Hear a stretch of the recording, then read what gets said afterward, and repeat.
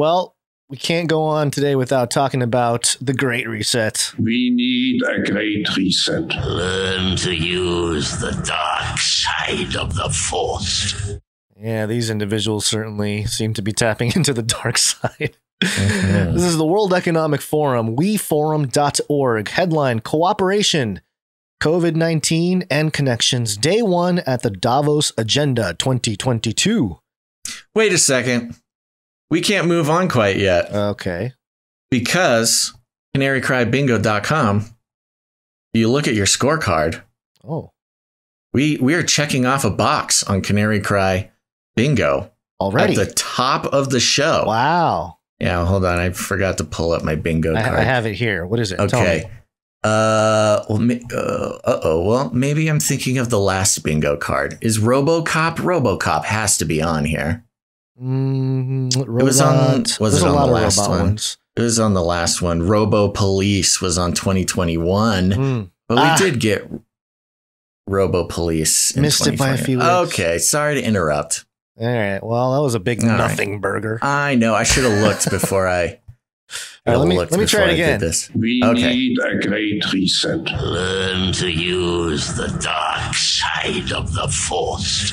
weforum.org. Cooperation, COVID-19 and Connections, Day 1 at the Davos Agenda 2022. On the first day of the Davos Agenda 2022, we heard from Xi Jinping, President of the People's Republic of China, Narendra Modi, Prime Minister of India, and Antonio Guterres, Secretary General of the UN. I got a bunch of video here. This is just like the whole article was videos. It was like, here's this person, here's this person. So I just clipped some of it to, save some time. Here's Xi Jinping. There's a translator, so we don't have to understand Chinese here, but here we go. Confronted by the once-in-a-century pandemic, which will affect the future of humanity, the international community has fought a tenacious battle. Facts have shown once again that amidst the raging torrents of a global crisis, countries are not riding separately in some 190 small boats, but are rather all in a giant ship on which our shared destiny hinges. Small boats may not survive a storm, but a giant ship is strong enough to brave a storm. Thanks to the concerted efforts of the international community, major progress has been made in the global fight against the pandemic. Countries need to strengthen international cooperation against COVID-19, carry out active cooperation on research and development of medicines. Isn't this hilarious coming from China? I'm sorry, I have to barge in here. China says, "Oh, we need cooperation. We need all the data. Weren't they the ones that withheld so much if it came from China? They did not share with the international community what was actually going on. That's how they work, man. That's the thing. So this is just straight lies. Claim some sort of international morals, but not actually abide by them. Hey, to be fair, we do that too. You're right. It's just I don't know why it just feels more egregious when China does it. Maybe we're just more sly, about it. It's theater. Yeah. It's all theater. We build multiple lines of defense against the coronavirus and speed up the efforts to build a global community of health for all. Of particular importance is to fully leverage vaccines as a powerful weapon, ensure the equitable distribution, quicken vaccination, and close the global immunization gap. Hey, at least he admitted the vaccine is a weapon. Yeah. I mean, you can't say that it's not now. Hey, the Chinese president said it. I love it too. Well, because here in the U.S., we've followed different reporting referring to, the vaccine is the arsenal, the U.S.'s arsenal of vaccines, stuff like that. Yeah, that makes sense. Here's who is this? Richard Hatchett, who's the CEO of CEPI.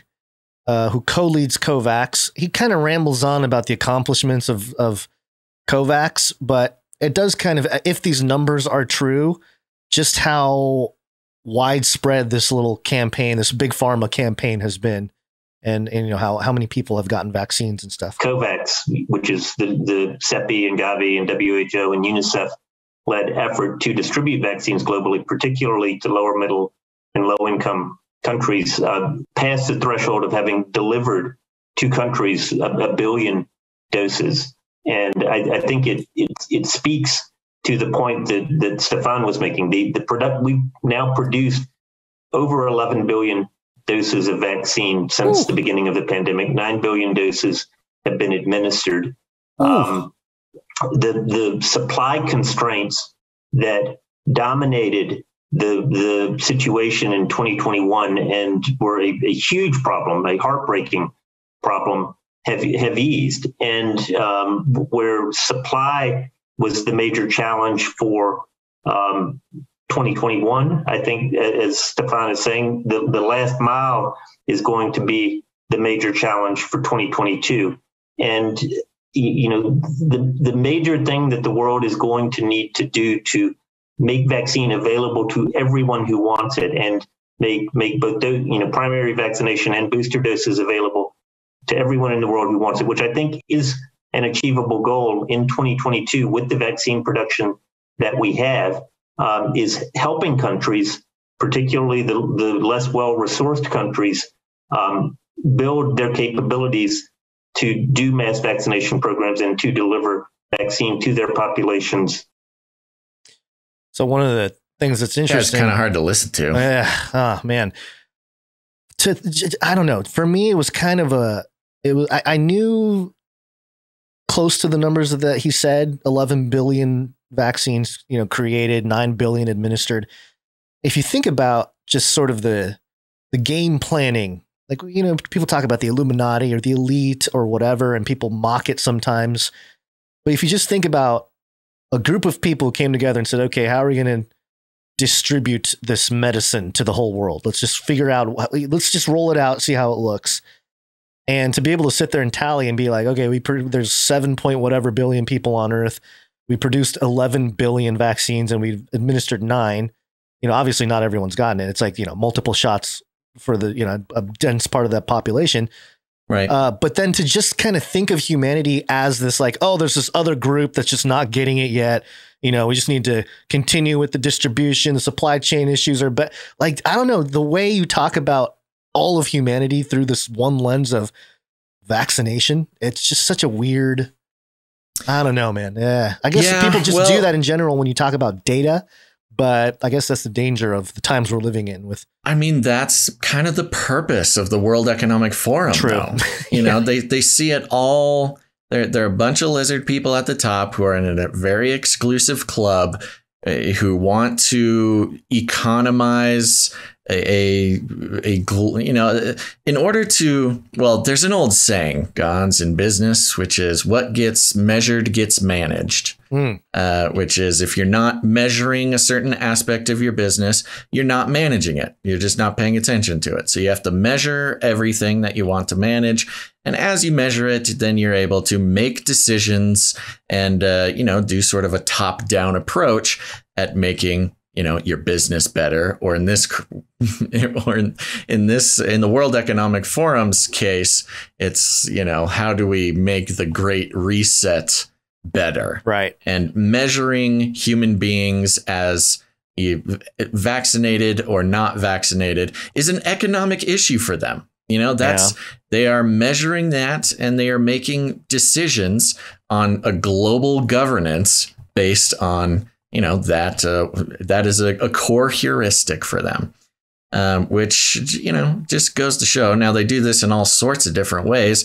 Pretty much every single way that they count human beings is some sort of horrific, cold, calculated inhumanization of, children of God who have consciousness and lives and hopes and dreams. But that's not really the World Economic Forum's focus. Just another tick on the tab.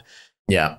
Here's the same guy, Richard Hatchett, talking a little bit about the pandemic response and how it might be kind of like the flu. I do think that we will get to a point this year where populations around the world either have been infected or had the benefits of vaccination, and we will get closer to that equilibrium with COVID. And we're likely, probably post-Omicron, many countries will have, absent a new variant emerging, which it can do at any moment unpredictably, we will have a quieter period with the virus. But I think the long-term view on COVID, we have to anticipate that COVID is going to behave more like flu in terms of it will continue to circulate. It will be around. People will get sick, and there will be continual evolution of the virus. And unpredictably, the virus appears to have the capacity to become essentially pandemic at any time. I mean, Omicron has moved very, very rapidly. It's behaving exactly like an acute pandemic, as Tony, I think, was describing. And the virus is going to retain that capability in the future. And that's something that, I think should be quite concerning to all of us. There's some magical I'm sure you virus. would love that to be concerning to all of us. I'm sure that is one of your core values, is to keep us all concerned about a disease that is basically the common cold. Just ever changing, unexpectedly. Kept using that word. Unexpectedly, it can morph, and out of nowhere, it can go to pandemic levels. It's like, well, it's so funny because he talks about the Omicron acute pandemic, right? But it's like, yeah, we're in a pandemic. What do you mean? Is there a pandemic within a pandemic? Is that what you're trying to say? Aren't you guys the people who determine if we're in a pandemic to begin with? Or maybe not the World Economic Forum per se, whether they're, but they're tied in with the World Health Organization and the CDC, the people who do decide. This is literally just trying to keep the fear going. Unreal, man. Yeah. Next one. This is a short one from Annelies Wilder Smith. And she's like the hygienist or something, the UK hygienist lady, and she talks about the variant, another variant coming. Same thing, keeping the fear going. Omicron will not be the last variant. Clearly, with such high virus circulation as we are seeing now, there's a high probability that we will have another variant coming up. The question is where and when, and will it be more dangerous or less dangerous than the current variant of concerns? Yep. Scary. Who gets to win? Who wins the next location of the origin of the variant? That's a good point. I should have brought this collection of stories that I had put together, but this is a great place just to mention it. Okay. CNN had a report, which, I love it when CNN reports on this stuff, about how Anthony Fauci was saying, yes, Omicron is giving a lot of natural immunity. This is really great. But, you never know if another big scary variant comes around that will evade that natural immunity. And first of all, it's like, okay, yeah, you are correct. We don't know if a new variant will come and evade that immunity. But also, do you mean exactly how Omicron evaded your stupid vaccine immunity? You mean exactly how that happened? And then CNN was saying, but, some people are saying that vaccines get less and less dangerous as they get more and more virulent. This is false. And I thought, that's what we've been hearing. That's what the biologists have been telling us, whether there are current, our 25-year plus in-house microbiologists here at the show, or just other biologists around the world. The general rule is that viruses, they don't want being an incorrect scientific term, but as a metaphor, they don't want to kill the person. A virus does not want to kill anybody. It actually wants to keep them alive, because if they keep the host alive, that gives them a chance to mutate and live and spread their DNA and that kind of stuff. So generally, viruses don't get more deadly. They get less deadly, because the less deadly version of the virus, spreads better and survives to pass, to replicate and stuff like that. So I did a little search. I'm like, who's saying stuff about this? And there was all sorts of fact checks that basically said the same thing. Mainstream corporate news media fact checks. The one I was going to bring was from USA Today, saying, fact check, viruses get less deadly as they get more virulent. There's this whole long thing, and they ended up with false. Viruses do not get less deadly as they become more virulent. And they gave two examples. One of them was the 1918 flu pandemic, in which they said the 1918 flu pandemic killed 50 million people, and we still get the flu today. So therefore, it's more deadly. And I was reading it like, this is literally, they're hoping nobody reads this, because that makes zero sense. They were trying to say that the flu today is more deadly because it spreads faster than the 1918 pandemic. The other example they gave was Ebola. Remember that Ebola thing that happened a little while back? Yeah. They said, I think it was 2016 was the big Ebola thing. And they said, take Ebola. There was a Ebola pandemic in Africa, and it was super deadly. And then it ended right away. So see, viruses get more deadly. Like, okay, again, you're proving the point. It was super deadly for a year and then went away because it's, that's not what viruses want.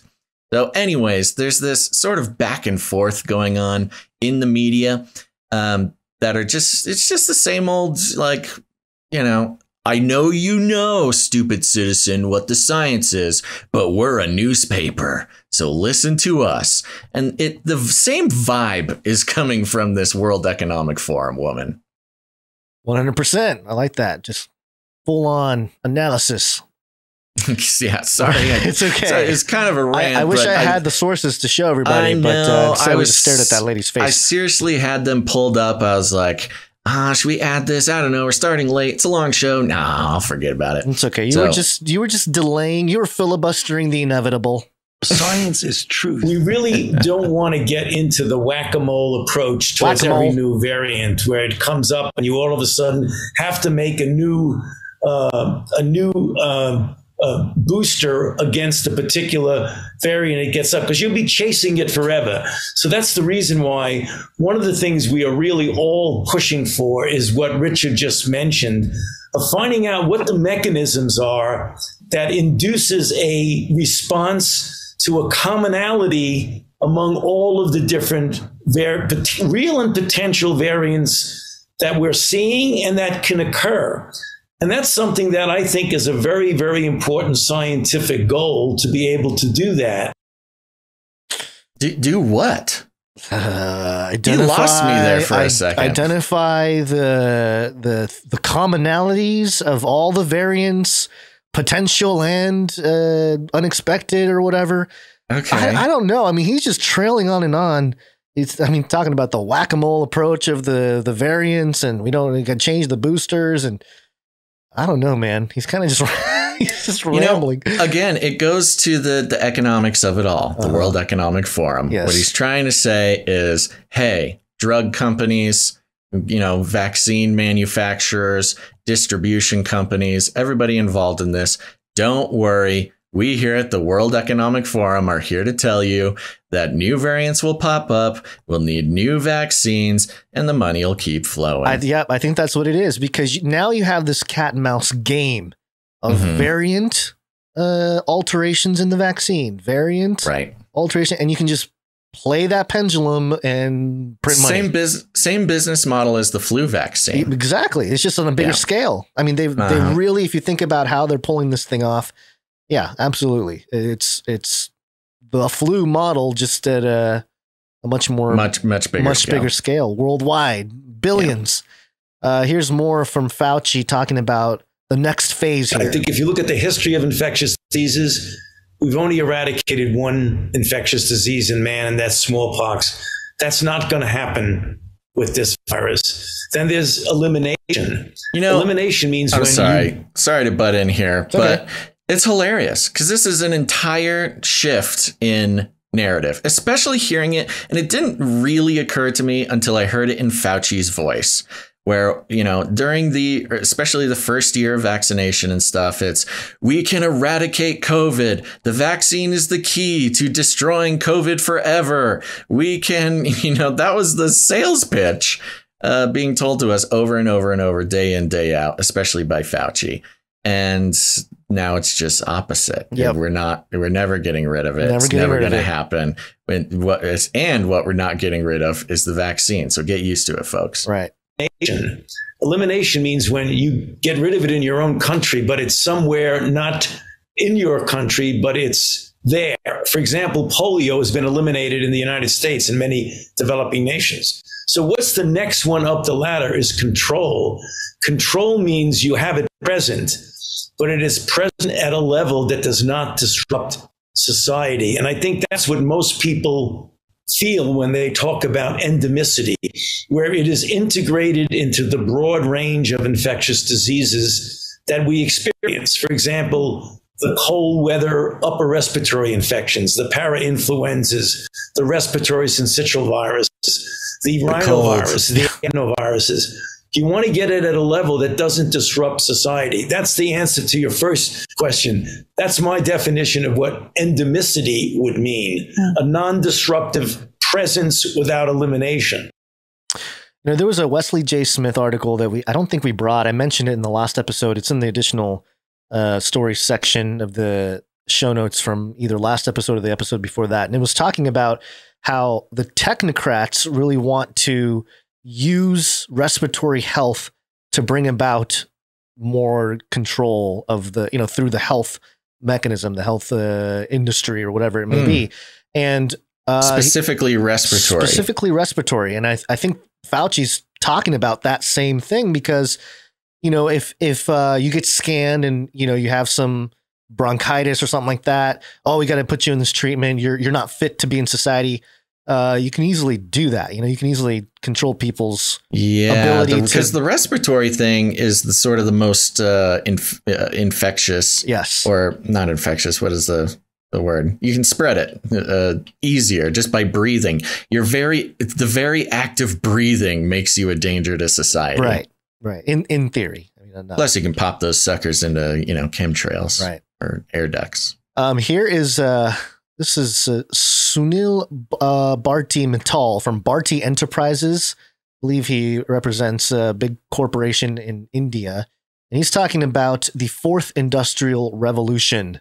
The fourth industrial revolution, which came upon us in the last few years, has truly now shown itself in this last 2.5 years to be the only possible way to take away the poverty of the only possible way. Somebody's been reading his Klaus Schwab material. Way to take away the poverty of the world, to support all the SDG goals that UN has set up by 2030. There is no other way but for us to serve the society, but in a very strong digital infrastructure that needs to be provided across the entire globe. I like how he's just like, there's no other way to do this other than a total digital surveillance state.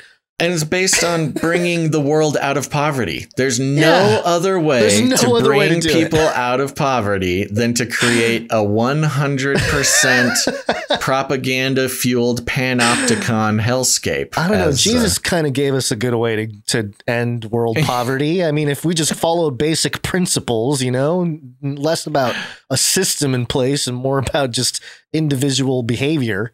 It's really impressive, the lack of subtlety that these people have. I think the World Economic Forum, Davos, all these elite lizard people getting together and just throwing any subtlety or complexity into the fire and watching it burn as they dance around and, you know, make blockchains or something. As time goes on and as sort of the deeper moral implications become obvious, I think it's going to get worse. You know, it's just going to get worse where it's almost like they have to separate their own humanity to say some of the things they're saying. Totally. Just to kind of get on with it, just to keep the checks coming, basically. Well, yeah. And you know, they just already are so disconnected from normal humanity. Yeah, they are. I mean, you look at this guy. He's in his fancy suit. He's got his sculpture. Mahogany walls behind him. He's got probably a sculpture that cost $100,000. He's got a huge. He's just the image. I can't tell. Just the image of him here is totally disconnected, elite lizard person, 1%, no connection to the average man. And they're all just doing the same thing. They are not connected with humanity. Therefore, they are qualified to rule it and create systems by which to manage an entire human population of coming up on 9 billion people soon. Hans is right. Billions of people are still not on internet. And why are they not on internet? Of course, partly because they don't have the coverage, but many people have the coverage, but not affordability. So in today's session, we are also going to talk about affordability. If a country like India can provide very high quality, large dollops of data per month at $3, there's no reason why we can't carry this. $3 what? $3 a month? $3 a day? $3 a megabyte? Yeah. Through into Africa and marginalized parts of the world where affordability is an issue. So make it affordable. That's been kind of the whole calling cry here is we got to come together. We got to get Starlink. Yeah. It's the Starlink. It's the remember Mark Zuckerberg's weird gliders? Yeah, his 24/7. Oh no, he had the airplane thing. He had the solar powered gliders. Right. That were going to fly around the earth indefinitely and just beam internet to everybody. Yes. And then Google had their balloons. Yeah. And so everybody's got something going on up there. Mm-hmm. So there you go. That's some of the clips. There's another World Economic Forum article. 4 experts explain what's coming next in the fight against COVID-19. It's kind of the similar thing there with living with COVID. Yeah, it's Fauci. It's the same guy from COVAX. It's It's COVID is forever. Vaccines are forever. We need everybody to be tagged and on the network. And that's how we're going to solve poverty. We're the World Economic Forum. And this published on the UNESCAP or UNESCAP.org website here. It's a UN program moving forward together. And the headline for this is E-Resilience Readiness for an Inclusive Digital Society by 2030. And just a couple highlights here. The COVID-19 pandemic clearly demonstrated a link between digitization and development, both by showing the potential of digital solutions and by laying bare the significant digital divides that still exist, blah, blah, blah. The action, so they have an action plan, and it includes the action plan consists of 3 main pillars with 25 actions centered on connectivity for all, digital technologies and applications, and digital data. One of the key focus areas under the pillar of connectivity is connectivity for all is e-resilience. It is identified as essential to accelerate digital transformation. The ability of a society to resist, accommodate, adapt to, and recover from the effects of shocks, including disasters, in a timely and efficient manner can be measured through resilient ICT infrastructure.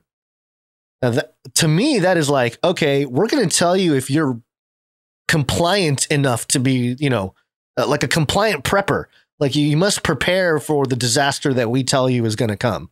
And if you don't, then you're a bad person and, you don't get access to society, whatever it may be. In this connection, it's ESCAP, I guess it's SCAP, but to me it sounds like escape. And it's just a weird thing to, acronym to have. It sound like escape, the whole digital connectivity agenda. Yeah, it's what you want to do when you're in the system. Exactly. And it just goes into the whole, some nations that are in it and, how the metrics work and how they're progressing all this towards 2030. I mean, it's all out there. I don't see a way for your normie friends or family to deny that this is what's happening. And actually, I guess we don't have to talk about it now, but there was a Reuters article that just published that was talking about like, no, it's not a, Great Reset is not a conspiracy theory. It's just an agenda. This is the post-pandemic agenda to bring us all back together. Which, if people knew history, they would know that that's exactly what they did after, or what they do after every war, especially World War. Mm-hmm. And just more control. And I'm sure Reuters didn't write in their article that it was the Great Reset was being advertised and rolled out in 2016 with their marketing materials. No, yeah, this is all post-pandemic. No. It's just a post-pandemic plan. They haven't been planning this for years. Yeah, well, pretty obvious. Anybody paying attention is all I'm saying. Yeah. All right. Well, let's